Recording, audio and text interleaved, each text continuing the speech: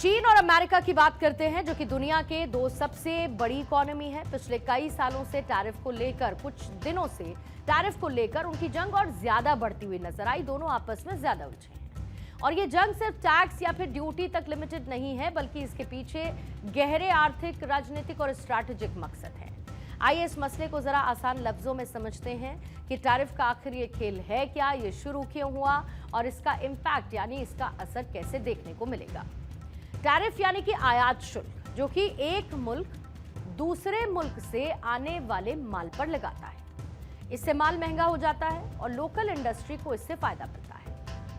America ने साल 2018 से चीन के माल पर भारी टैरिफ लगाना शुरू किया, खासकर स्टील, एल्यूमिनियम और टेक्नोलॉजी प्रोडक्ट्स पर। और इसके जवाब में चीन ने भी अमेरिका के माल जैसे कि सोयाबीन, कार और दूसरी चीजों पर टैरिफ को बढ़ा दिया।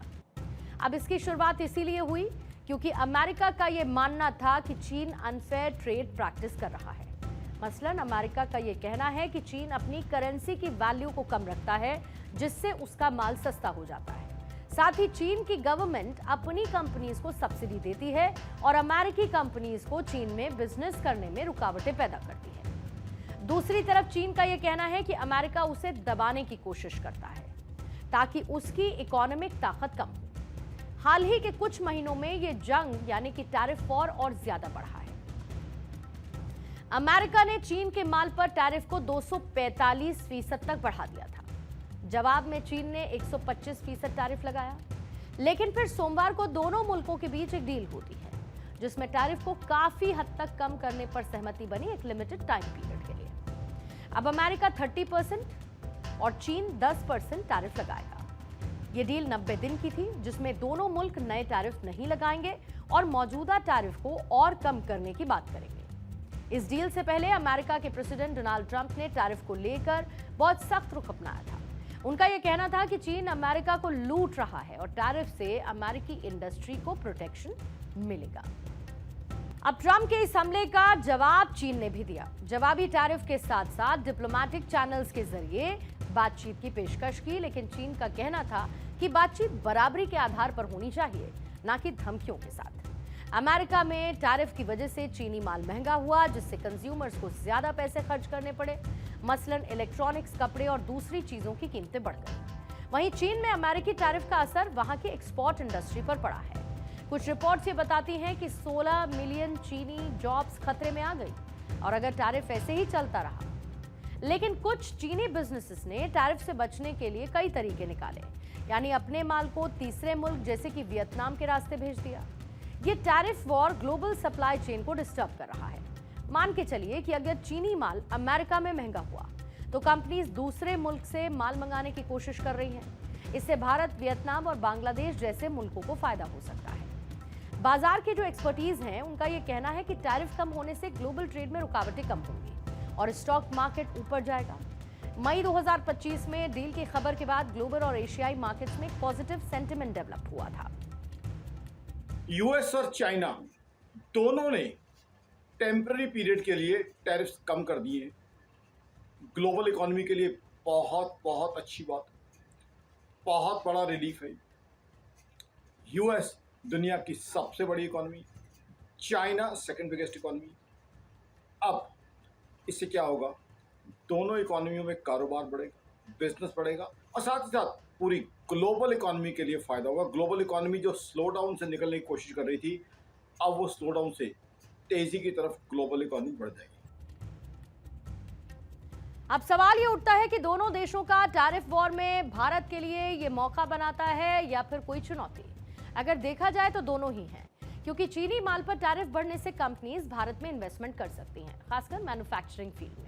लेकिन साथ ही क्योंकि चीन ने अपना सस्ता माल भारत में डंप करना शुरू कर दिया, जिससे लोकल इंडस्ट्री को नुकसान संभव है। भारत और अमेरिका के बीच भी ट्रेड डील की बात चल रही है, लेकिन भारत अपनी एग्रीकल्चर और डेयरी इंडस्ट्री को प्रोटेक्ट करने के लिए सावधानी बरत रहा है। टैरिफ की यह जंग सिर्फ इकोनॉमिक नहीं बल्कि सियासी और स्ट्रैटेजिक भी है।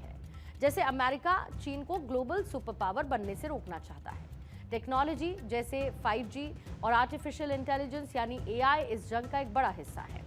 अमेरिका ने चीनी टेक कंपनीज जैसे कि हुआई पर बैन लगाया और चीन ने जवाब में रेयर अर्थ मिनरल्स के एक्सपोर्ट पर पाबंदी लगा दी, जो कि टेक्नोलॉजी और डिफेंस के लिए जरूरी है।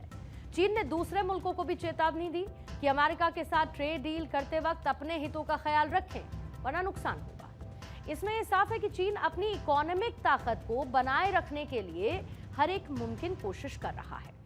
90 दिन की डील के बाद सवाल यह है कि क्या ये जंग खत्म हो जाएगी। एक्सपर्ट्स का मानना है कि दोनों मुल्कों के बीच टेंशन पूरी तरीके से खत्म नहीं होगी, क्योंकि ये सिर्फ टैरिफ की बात नहीं है, बल्कि ग्लोबल डोमिनेंस का मसला है। ग्लोबल इकोनॉमी में यूएस चाइना का इशू डाइल्यूट हो जाएगा, क्योंकि दोनों इकोनॉमीज के लिए अच्छा है कि टैरिफ्स कम हो और ट्रेड बढ़े। देखिए, ग्लोबल इकोनॉमी में डोमिनेंस का सवाल तो हमेशा रहता ही है, बट साथ ही साथ डोमिनेंस के लिए भी कारोबार बढ़ना चाहिए। तो दोनों इकोनॉमीज के लिए एडवाइजेबल है कि कारोबार बढ़े। तो मुझे लगता है 90 दिन के अंदर कोई ना कोई सोल्यूशन निकल आएगा, क्योंकि चाइना की इकोनॉमी तो एक्सपोर्ट ओरिएंटेड ही है, तो इसलिए चाइना के लिए ज़्यादा इंपॉर्टेंट है। यूएस तो फिर भी सर्वाइव कर जाएगा, बट चाइना की इकोनॉमी पूरी तरह एक्सपोर्ट्स पे डिपेंडेंट है, और चाइना की इकोनॉमी ऑलरेडी डिफ्लेशन का शिकार है। और अगर इस 90 दिन बाद टैरिफ फिर से बढ़ते हैं तो अमेरिका 54% और चीन 34% तक टैरिफ लगा सकता है, जो कि अभी के 30% और 10% से डेफिनेटली ज्यादा होगा। लेकिन डील की खबर से दोनों मुल्कों के मार्केट में जरूर राहत आई और ग्लोबल ट्रेड में एक स्थिरता की उम्मीद बढ़ी। भारत जैसे मुल्कों को इस मौके का फायदा उठाने के लिए अपनी इंडस्ट्रीज और इंफ्रास्ट्रक्चर को मजबूत करना होगा, ताकि चीनी माल का ऑल्टरनेटिव बन सके। चीन और अमेरिका के बीच टैरिफ की जंग एक जटिल मसला है, जिसमें इकोनॉमी, पॉलिटिक्स और स्ट्रैटेजी सब कुछ इंक्लूडेड है। हाल ही की डील से कुछ राहत जरूर मिली, लेकिन अभी तक ये जंग पूरी खत्म नहीं हुई।